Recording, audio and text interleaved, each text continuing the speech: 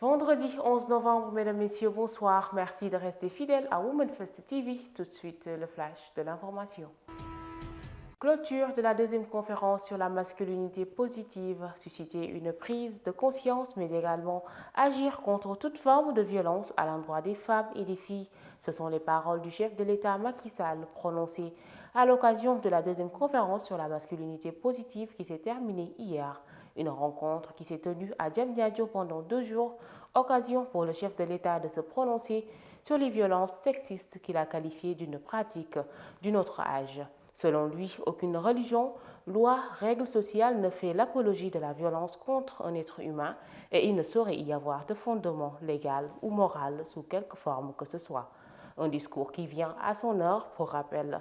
Selon un rapport récent de l'ONU Femmes, le Sénégal est l'un des pays les plus dangereux pour les femmes dans le continent africain.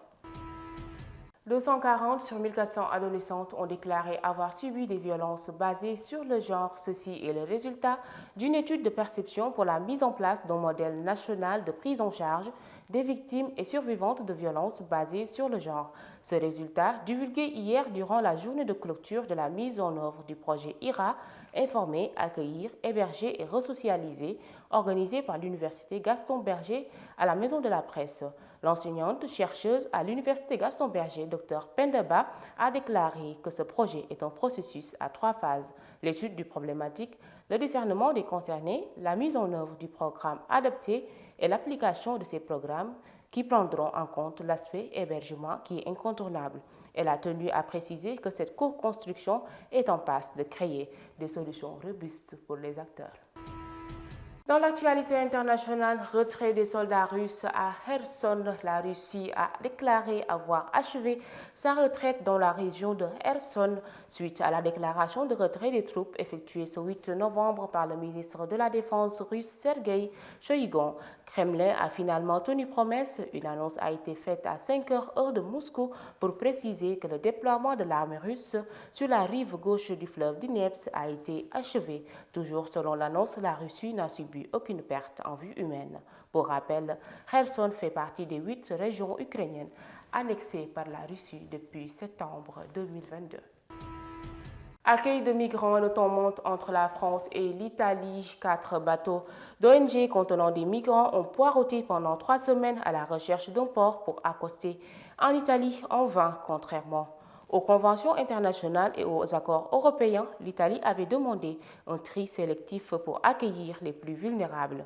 Le navire humanitaire Océan Viking a été finalement accueilli au port de Toulon, dans le sud de la France. Le ministre de l'Intérieur français, Gérald Darmanin, a fustigé le gouvernement italien en qualifiant cet accueil d'un devoir humanitaire. En rétorque à ce message, Giorgia Meloni, chef du gouvernement italien, a qualifié cette réaction comme agressive, incompréhensible et injustifiée. Selon elle, la solidarité de l'UE n'est pas au rendez-vous s'agissant de la politique migratoire.